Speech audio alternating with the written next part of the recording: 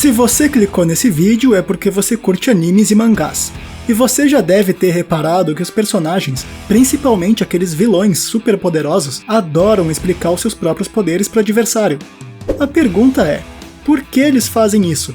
Qual o propósito deles ao fazerem isso? Será que eles emburrecem quando o roteiro precisa? Será que o autor é preguiçoso de vez em quando? Na verdade, não é nada disso.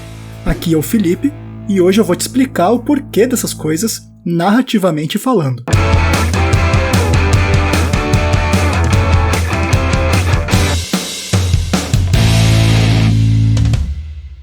Galera, a resposta é muito simples. Os autores fazem isso porque é um recurso narrativo que eles utilizam para explicar os poderes dos personagens para o leitor, ou para o espectador, no caso do anime. Tá, eu acho que vocês estavam esperando uma explicação um pouco mais elaborada. Então beleza, vamos lá. Eu vou tentar explicar tudo usando o menor número de termos técnicos que eu conseguir. A ideia aqui é que todos vocês possam entender, mesmo quem não conhece absolutamente nada de recursos narrativos, storytelling e tudo mais.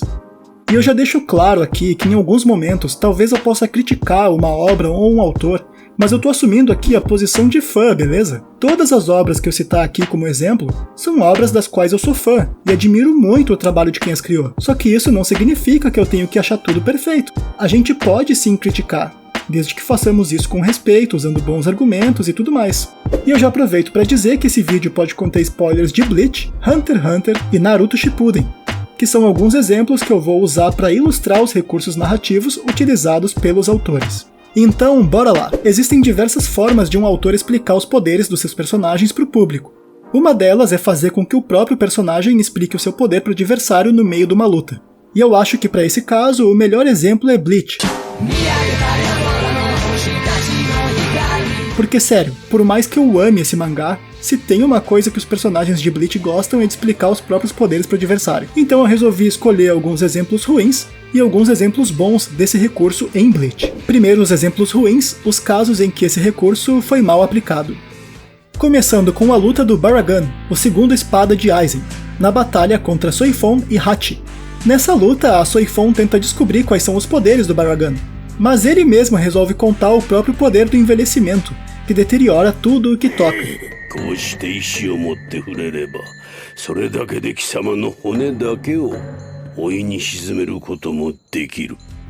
O que, diga-se de passagem, é um poder muito da hora e muito apelão.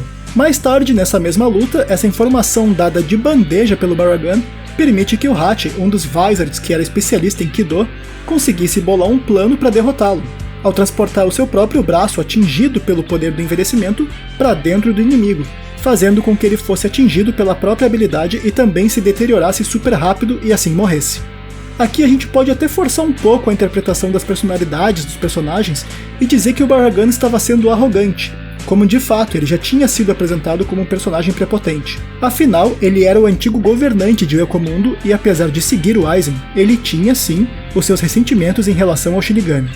É por isso que eu resolvi complementar a minha argumentação, escolhendo mais um exemplo para fortalecer o ponto que eu quero fazer aqui. Eu vou falar agora de uma luta que particularmente me incomodou demais. No último arco de Bleach, que nem foi animado ainda, por enquanto só existe no mangá, o Rose e o Kensei, que naquele momento já haviam sido readmitidos como capitães da Gotei 13, lutam contra um Quinch chamado Masked Masculino.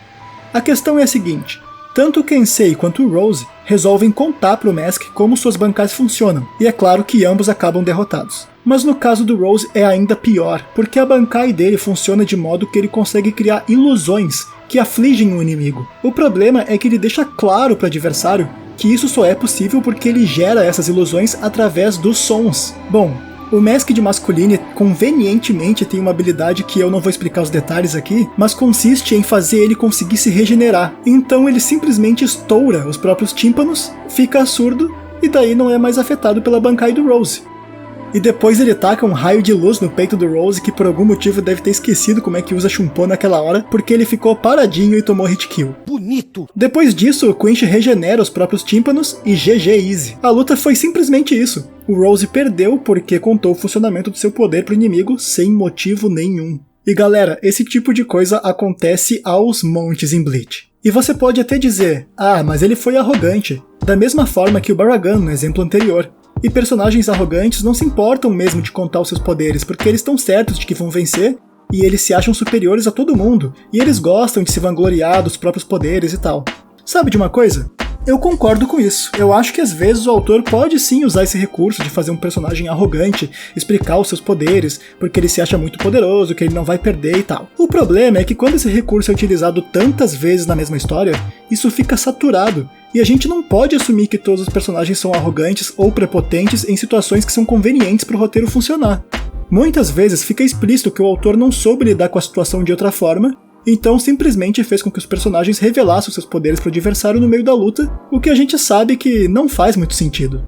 Mas enfim, vocês já entenderam como esse recurso pode ser desastroso em alguns momentos, do ponto de vista narrativo, é claro. Então agora vamos para os exemplos bons, as situações em que esse recurso de colocar os personagens para explicar os próprios poderes foi bem utilizado pelo autor, e eu vou usar Bleach como exemplo de novo, para provar que o autor de Bleach sabe sim utilizar essa técnica algumas vezes. No arco da Soul Society, que é o meu arco favorito de Bleach, na luta Tolsen vs Zaraki, o capitão do 9º Esquadrão utiliza o poder da sua Bankai para criar uma cúpula negra, que quem está dentro dessa cúpula perde todos os seus sentidos, menos o tato, com exceção de quem estiver segurando a Suzumushi, que é a Zanpakuto do Tolsen. E a gente sabe dessa informação porque o próprio Tolsen explica pra gente.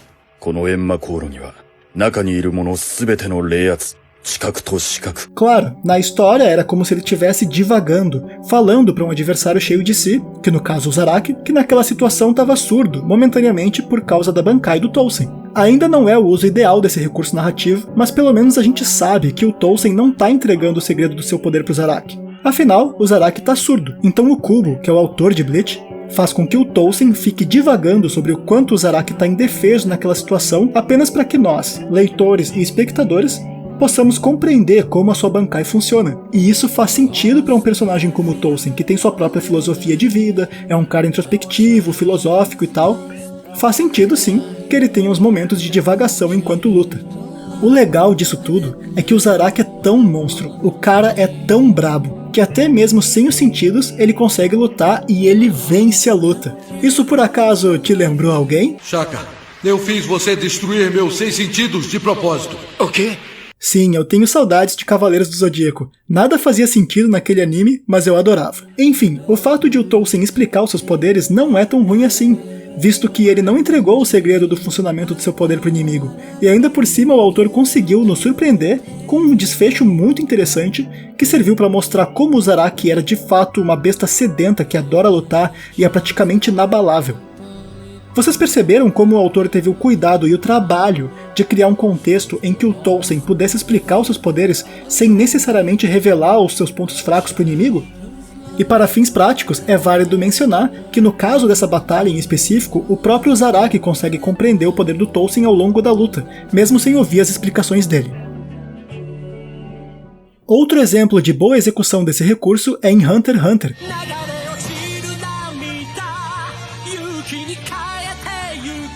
Com o personagem Gentru, ou Gensru, desculpem aí a pronúncia pessoal. Bom, o apelido dele é The Bomber, e ele é o antagonista do arco Green Island. Em resumo, ele é um usuário de Nen com habilidades de transmutação. Para quem nunca viu Hunter x Hunter, Nen é o equivalente ao Cosmo de Cavaleiros do Zodíaco, ou ao Chakra de Naruto, ou ao Haki em One Piece. Ou seja, é o nome da energia que eles utilizam para conjurar os seus poderes. Galera, o resumo da obra é que esse personagem é capaz de tornar o Nen dele explosivo. A questão é que em Hunter x Hunter, alguns personagens possuem um contraponto para poder usar os seus poderes. Isso mesmo, alguns deles possuem um tipo de condição que eles precisam cumprir para conseguir então utilizar as habilidades. E a condição do The Bomber é justamente ter que contar aos outros como o seu poder funciona. Na verdade, antes disso ele tem que tocar na pessoa, falar a palavra Bomber e depois explicar o poder.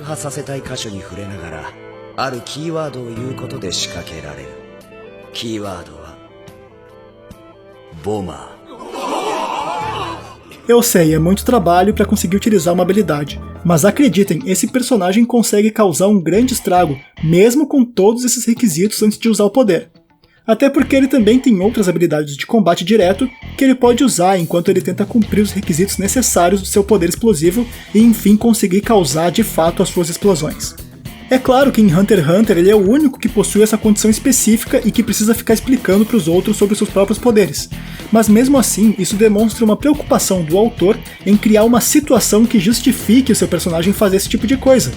Ou seja, mais um exemplo de uma boa forma de aplicar o recurso do qual a gente está falando, beleza? Agora, voltando a Bleach.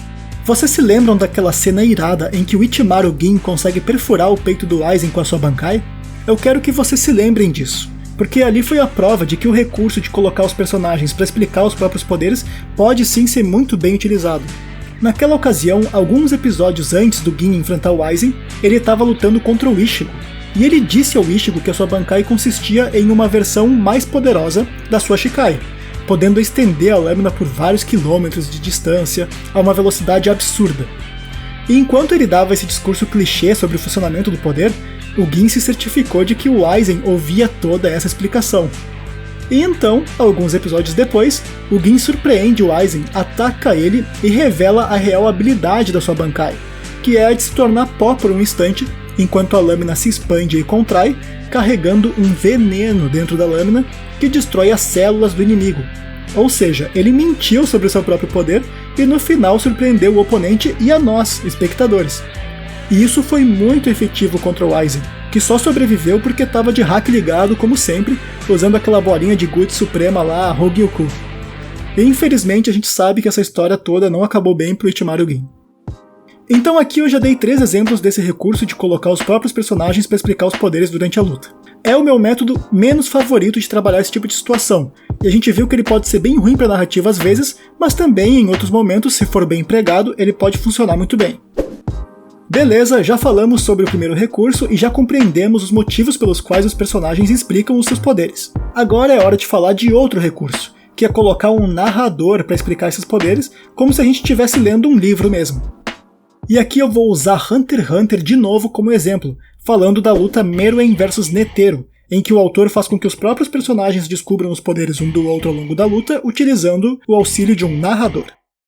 A luta em si é bem simples, é basicamente o Meruem tentando encontrar uma brecha na habilidade do Netero, que sempre consegue dar um tapão nas forças do Rei das Formigas antes do instante final, até que ele perde uma perna e um braço. Eu sei, essa descrição não faz jus à luta, porque aqui o Togashi, que é o autor de Hunter x Hunter, utiliza um narrador para explicar nuances do combate e trabalhar os sentimentos que os dois combatentes estão nutrindo naquela hora.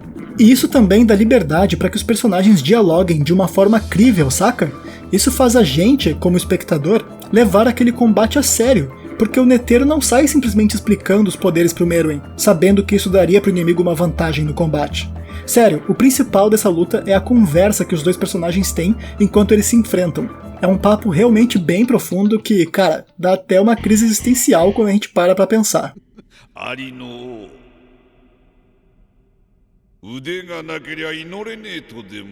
Antes de começar a luta, o Meruem, convicto da sua superioridade como rei das formigas, que nasceu destinado a subjugar as outras espécies, chega a falar pro Netero que apenas palavras iriam funcionar contra ele.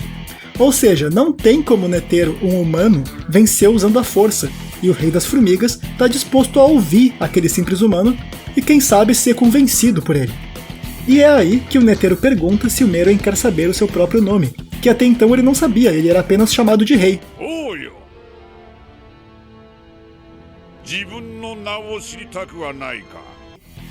A condição, porém, é que o Meruem aceite lutar contra o Netero.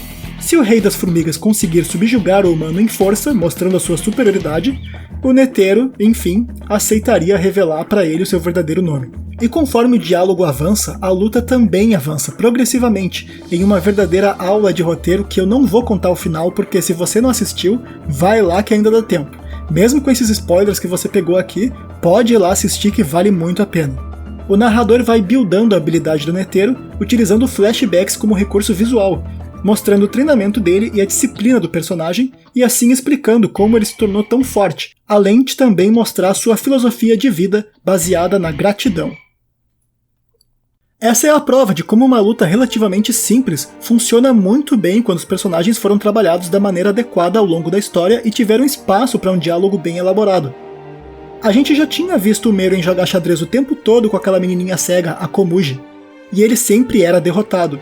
E na luta contra o Netero, o combate é cheio de analogias ao xadrez, justamente porque enquanto o Rei das Formigas tentava encontrar uma falha na defesa do oponente humano, ele ia estudando os movimentos do adversário, e assim ele conseguia compreender um pouco mais como funcionava o poder do Netero. Nessa observação, o Meruem percebe que a cada golpe desferido pelo Netero, ele tem que fechar as palmas em reza para dar o soco seguinte, de modo que tudo acontece muito rápido, em frações de segundos.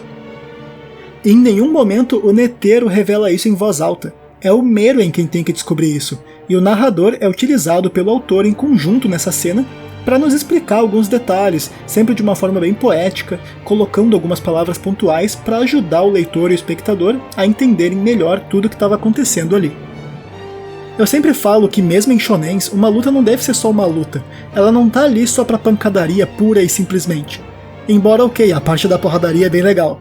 Mas uma luta bem elaborada existe numa história para nos mostrar mais sobre os personagens e para tocar a narrativa pra frente de alguma forma. E nessa luta em específico, o Togashi conseguiu aprofundar até a essência da alma desses personagens incríveis, utilizando uma luta com background para o desenvolvimento dos personagens, em vez de apenas nos mostrar uma batalha visualmente bacana. Isso sem contar que no anime essa luta tem uma trilha sonora massa demais, é super bem editada, enfim. Nota 10 aí pro Togashi e para toda a produção do estúdio que animou Hunter x Hunter. E agora eu vou explicar o último recurso do vídeo de hoje, que é fazer com que os personagens se estudem durante a luta e descubram os poderes uns dos outros.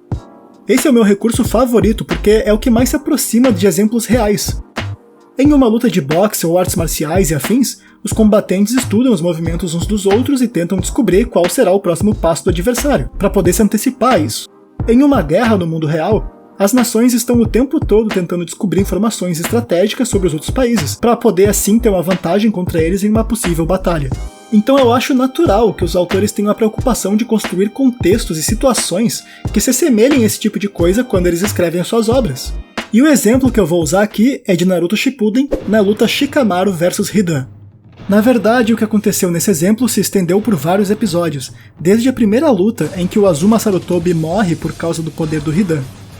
Durante aquela luta, o Shikamaru estudou os movimentos do adversário e fez interpretações de como o poder dele funcionava. Ele descobriu que o segredo do poder do Hidan era o sangue, de modo que o membro da Akatsuki precisava do sangue da vítima para poder realizar um ritual e assim compartilhar todo o dano que ele levava com seu alvo.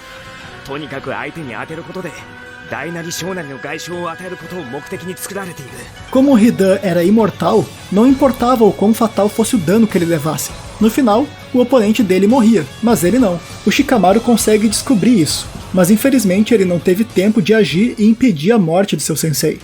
Só que ele usou esse conhecimento adquirido em batalha para montar um plano, e na batalha seguinte colocar esse plano em prática. E assim ele consegue de forma muito inteligente atrair o adversário para uma armadilha, e vingando assim o Azuma. Claro, vale lembrar que dessa vez o Kakashi estava na luta, enfrentando o Kakos e às vezes até mesmo o Hidan, e isso já é um reforço e tanto. Isso sem contar que até o Narutinho aparece no final e mete um Rasen Shuriken no Kakuzu para encerrar a luta. Mas o foco aqui é mostrar como o Shikamaru conseguiu observar e deduzir o funcionamento do adversário, sem que o Kishimoto, o autor de Naruto, precisasse fazer com que os personagens falassem abertamente uns aos outros sobre seus poderes. Claro, existem vários recursos complementares que o autor pode usar para fazer essas coisas funcionarem. Ele pode usar pensamentos, por exemplo, fazer com que a gente saiba o que se passa na mente dos personagens, para assim entender o poder deles. O autor pode também usar flashbacks, e nesse caso eu nem preciso falar muito disso, porque Naruto é o anime recordista de flashbacks. Então existem muitas formas de o autor conseguir explicar para o espectador como os poderes dos personagens funcionam, sem necessariamente fazer com que eles falem uns para os outros durante a luta. Galera, mas vamos lembrar que o importante mesmo é curtir o anime, é curtir a história que está sendo contada ali. Tudo isso que eu falei aqui são apenas detalhes narrativos que podem ajudar um anime e um mangá a se tornarem ainda mais robustos em suas histórias. Eu mesmo fiz algumas críticas a Bleach, e nem por isso deixei de ser fã de Bleach ou de seu autor. O fato de eu ter uma opinião crítica sobre uma obra não faz com que eu seja menos fã dela, beleza? Aqui nesse vídeo eu citei alguns exemplos de recursos narrativos que a gente pode usar para mostrar os poderes dos personagens, mas existem várias outras formas. Inclusive, se você conhece um modo de trabalhar esse tipo de situação e que por acaso eu não falei aqui no vídeo, deixa aí nos comentários. Vamos debater e conversar sobre essas coisas. Eu acho que o diálogo aberto e de forma amistosa sempre pode agregar bastante, mesmo que às vezes a gente não concorde com o ponto do outro. E tá tudo bem não concordar sempre. Enfim, se você curtiu esse vídeo, Por favor, deixa o joinha, se inscreve, que esse tipo de vídeo aqui dá bastante trabalho, envolve pesquisa, edição e tudo mais, então ao fazer isso você ajuda a gente a continuar criando conteúdo e deixando esse canal sempre atualizado, beleza? Agora, você se lembra de algum personagem que também saiu contando seus próprios poderes pro adversário? Lembra de algum exemplo que você gostaria de compartilhar? Conta aí pra gente nos comentários. E por fim, se você quer ficar por dentro de mais vídeos como esse aqui, ativa o sininho para receber as notificações dos novos vídeos, que assim você não perde nenhuma das novidades. Bom pessoal, por enquanto é isso, a gente se vê no próximo vídeo. Valeu!